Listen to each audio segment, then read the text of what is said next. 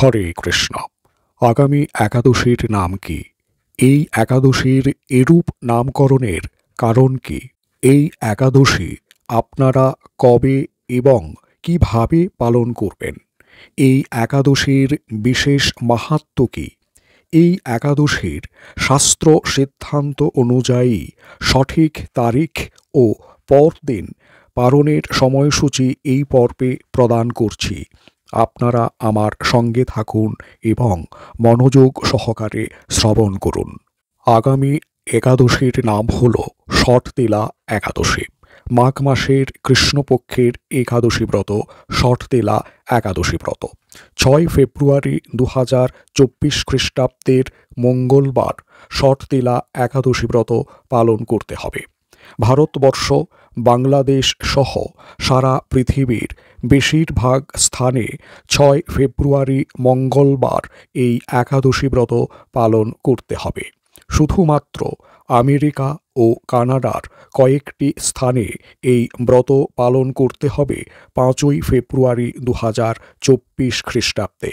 সেই সকল স্থানগুলি হল আমেরিকার সান ফ্রান্সিসকো, ক্যালিফোর্নিয়া এবং ওয়াশিংটন স্টেট, কানাডার ম্যানিটোবা, সাসক্যাচুয়ান, অ্যালবার্টা এবং ব্রিটিশ কলম্বিয়া।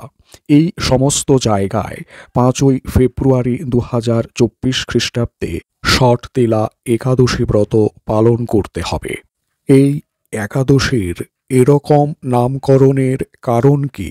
ষট কথার অর্থ হল 6, আর তিলা শব্দের উৎপত্তি হয়েছে তিল শব্দ থেকে। এই একাদশীর দিন তিল দিয়ে 6 প্রকার কার্যের কথা এখানে বলা হয়েছে। তার ফলে আপনি সর্বপ্রকার পাপ থেকে সম্পূর্ণরূপে মুক্ত হতে পারবেন। সেই 6 প্রকার কার্য কি কি? 1. শরীরে তিল ধারণ করা। 2. তিল দ্বারা স্নান করা। 3. তিল দ্বারা ভগবানের অর্চনা করা। 4. ব্রাহ্মণ বৈষ্ণব সহ কাউকে তিল দান করা। 5. তিল ভোজন করা। 6. তিল দ্বারা পিতৃপুরুষের উদ্দেশ্যে তর্পণ করা। কেউ যদি এই ষটতিলা একাদশীর দিন 6 প্রকার কার্য সম্পূর্ণরূপে পালন করেন, তাহলে তিনি সর্বপ্রকার পাপ থেকে সম্পূর্ণরূপে মুক্ত হতে পারবেন। তিল দ্বারা এই 6 প্রকার কার্য ষটতিলা একাদশীর দিন করা হয় বলে একে ষটতিলা একাদশী বলা হয়। তিল পঞ্চ রবিশস্যের অন্তর্ভুক্ত, কিন্তু শুধুমাত্র এই ষটতিলা একাদশীর দিন তিল ভোজনের বিধি শাস্ত্রে উল্লিখিত রয়েছে, তবে বাধ্যতামূলক নয়। যার ইচ্ছে হবে তিনি এই দিন তিল ভক্ষণ করতে পারেন। বাকি সমস্ত একাদশীতে এই তিল সম্পূর্ণরূপে বর্জনীয়। তিল গ্রহণ করা যাবে না। তিল ভোজন বাধ্যতামূলক নয়, কিন্তু তিল ব্রাহ্মণ ও বৈষ্ণবকে দান করবেন। দান, স্নান ও তর্পণের ক্ষেত্রে সাদা না কালো তিল কোনটি উত্তম? এর উত্তর ভবিষ্যোত্তর পুরাণে দেওয়া রয়েছে। কালো তিল সর্বোত্তম। ইহা দ্বারা আপনি ভগবানকে অর্পণ করতে পারেন ও ব্রাহ্মণ বৈষ্ণবকেও দান করতে পারেন।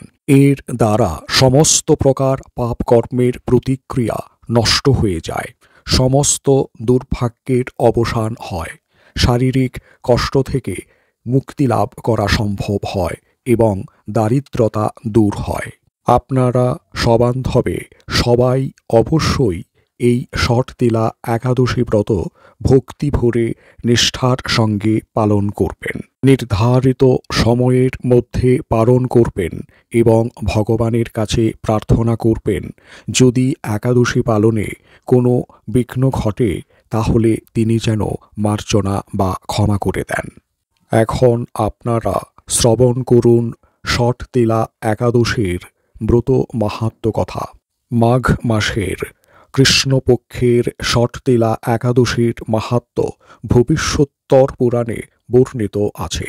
যুধিষ্ঠির মহারাজ বললেন, হে জগন্নাথ, মাঘ মাসের কৃষ্ণপক্ষের একাদশী তিথির নাম কি? বিধি বা কি? এবং তার কি ফল সবিস্তারে বর্ণনা করুন। তদুত্তরে ভগবান বললেন, হে রাজন, এই একাদশী ষটতিলা নামে জগতে বিদিত। এক সময় দালভ্য ঋষি মুনিশ্রেষ্ঠ পুলস্তকে জিজ্ঞাসা করেন, মর্তলোকে মানুষেরা ব্রহ্মহত্যা, গোহত্যা, অন্যের সম্পদ হরণ আদি পাপকর্ম দ্বারা নরকে গমন করে, যাতে তারা নরক গতি থেকে রক্ষা পায় তা যথাযথভাবে আমাকে উপদেশ করুন। অনায়াসে সাধন করা যায় এমন কোনো কাজের মাধ্যমে যদি তাদের এই পাপ থেকে উদ্ধারের কোনো উপায় থাকে তবে তা বলুন। ঋষি পুলস্ত বললেন, হে মহাভাগ, তুমি একটি গোপনীয় উত্তম বিষয়ের প্রশ্ন করেছ। মাঘ মাসে শুচি, জিতেন্দ্রিয়, কাম, ক্রোধ আদি শূন্য হয়ে স্নানের পর সর্পদেবেশ্বর শ্রীকৃষ্ণের পূজা করবে। পূজাতে কোনো বিঘ্ন ঘটলে কৃষ্ণ নাম স্মরণ করবে। রাত্রিতে অর্চনান্তে হোম করবে। তারপর চন্দন, অগুরু, কর্পূর ও শর্করা প্রভৃতি দ্বারা নৈবেদ্য প্রস্তুত করে ভগবানকে নিবেদন করবে। কুষ্মাণ্ড, নারকেল অথবা 100 গুবাক দিয়ে অর্ঘ্য প্রদান করবে। কৃষ্ণ কৃষ্ণ কৃপালুস্ত্বম গতিনাং গতিরে ভব ইত্যাদি মন্ত্রে শ্রীকৃষ্ণের পূজা করতে হয়। কৃষ্ণ আমার প্রতি প্রীত হন বলে যথাশক্তি ব্রাহ্মণকে জলপূর্ণ কলস, ছত্র, বস্ত্র, পাদুকা, গাভী ও তিল পাত্র দান করবে। স্নান দানাদি কার্যে কালো তিল অত্যন্ত শুভ। হে দ্বিজোত্তম, ওই প্রদত্ত তিল থেকে পুনরায় যে তিল উৎপন্ন হয় তত বছর ধরে দানকারী স্বর্গলোকে বাস করে। তিল দ্বারা স্নান, তিল শরীরে ধারণ, তিল জলে মিশিয়ে তা দিয়ে তর্পণ, তিল ভোজন এবং তিল দান, এই 6 প্রকার বিধানে সর্ব পাপ বিনষ্ট হয়ে থাকে। এই জন্য এই একাদশীর নাম ষটতিলা। হে যুধিষ্ঠির, এক সময় নারদও এই ষটতিলা একাদশীর ফল ও ইতিহাস সম্পর্কে জানতে চাইলে যে কাহিনী আমি বলেছিলাম তা এখন তোমার কাছে বর্ণনা করছি। পুরাকালে মর্তলোকে এক ব্রাহ্মণী বাস করত। সে প্রত্যহ ব্রত আচরণ ও দেব পূজাপরায়ণা ছিল। উপবাসক্রমে তার শরীর অত্যন্ত ক্ষীণ হয়ে গিয়েছিল। সেই মহাসতী ব্রাহ্মণী অন্যের কাছ থেকে দ্রব্যাদি গ্রহণ করে দেবতা, ব্রাহ্মণ, কুমারীদের ভক্তি ভরে দান করত, কিন্তু কখনো ও ভিক্ষুককে ভিক্ষাদান ও ব্রাহ্মণকে অন্নদান করেনি। এইভাবে বহু বছর অতিক্রান্ত হল। আমি চিন্তা করলাম, কষ্টসাধ্য বিভিন্ন ব্রত করার ফলে এই ব্রাহ্মণীর শরীরটি শুকিয়ে যাচ্ছে। সে যথাযথভাবে বৈষ্ণবদের অর্চনও করেছে, কিন্তু তাদের পরিতৃপ্তির জন্য কখনোও অন্নদান করেনি। তাই আমি একদিন কাপালিক রূপ ধারণ করে তামার পাত্র হাতে নিয়ে তার কাছে গিয়ে ভিক্ষা প্রার্থনা করলাম। ব্রাহ্মণী বলল, হে ব্রাহ্মণ, তুমি কোথা থেকে এসেছ, কোথায় যাবে তা আমাকে বলো। আমি বললাম, হে সুন্দরী, আমাকে ভিক্ষা দাও। তখন সে ক্রুদ্ধ হয়ে আমার পাত্রে একটি মাটির ঢেলা নিক্ষেপ করল। তারপর আমি সেখান থেকে চলে গেলাম। বহুকাল পরে সেই ব্রাহ্মণী ব্রতপ্রভাবে সশরীরে স্বর্গে গমন করল।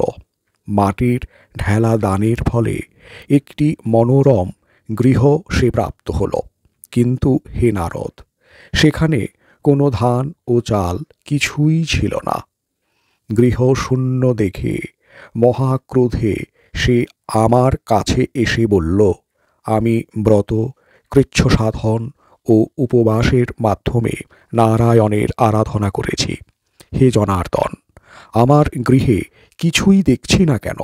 হে নারদ, তখন আমি তাকে বললাম, তুমি নিজ গৃহে দরজা বন্ধ করে বসে থাকো।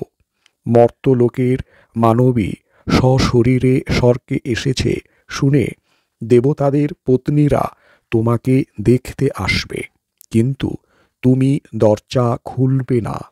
তুমি তাদের কাছে ষট তেলা ব্রতের পুণ্যফল প্রার্থনা করবে। যদি তারা সেই ফল প্রদানে রাজি হয় তবেই দরজা খুলবে। এরপর দেবপত্নীরা সেখানে এসে তার দর্শন প্রার্থনা করল। ষট তেলা ব্রতের ফল পেলেই কেবল সেই মানবী দর্শন দেবেন জেনে তাদের মধ্যে এক দেবপত্নী তাঁর ষট তেলা ব্রতজনিত পুণ্যফল তাকে প্রদান করল। তখন সেই ব্রাহ্মণী দিব্যকান্তি বিশিষ্টা হল এবং তার গৃহ ধনধান্যে ভরে গেল। দ্বার উদ্ঘাটন করলে দেবপত্নীরা তাকে দর্শন করে বিস্মিত হলেন। হে নারদ, অতিরিক্ত বিষয়ে বাসনা করা উচিত নয়। বিত্ত স্বার্থ ও অকর্তব্য নিজ স্বার্থ মতো তিল, বস্ত্র ও অন্ন দান করবে। ষট তেলা ব্রতের প্রভাবে দারিদ্রতা, শারীরিক কষ্ট, দুর্ভাগ্য প্রভৃতি বিনষ্ট হয়। এই বিধি অনুসারে তিল দান করলে মানুষ অনায়াসে সমস্ত পাপ থেকে মুক্ত হয়। আপনারা শ্রবণ করলেন ষট তেলা একাদশীর ব্রত মাহাত্ম্য কথা। এখন সারা বিশ্বের বিশেষ স্থানসমূহের একাদশীর তারিখ ও পরের দিন সকালের পারণের সময়সূচি প্রদান করা হলো। নিজের বাড়ির অবস্থান অনুসারে সময় দেখে নির্দিষ্ট সময়ের মধ্যে পঞ্চরবিশস্য দিয়ে নিবেদিত কৃষ্ণপ্রসাদ গ্রহণ করে পারণ সম্পূর্ণ করবেন।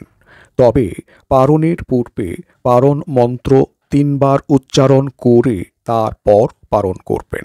ডেসক্রিপশন বক্সে টেলিগ্রাম চ্যানেলের লিংক দেওয়া থাকবে, সেটিতে জয়েন করলে আপনারা পারণের সময়সূচি ও আমার চ্যানেলের সমস্ত ইনফরমেশান পাবেন। ভিডিওটি ভালো লাগলে কমেন্ট করে জানাবেন কেমন লাগলো। সকলকে শেয়ার করবেন, লাইক করবেন এবং চ্যানেলটিকে অবশ্যই সাবস্ক্রাইব করতে ভুলবেন না। সবাই ভালো থাকবেন।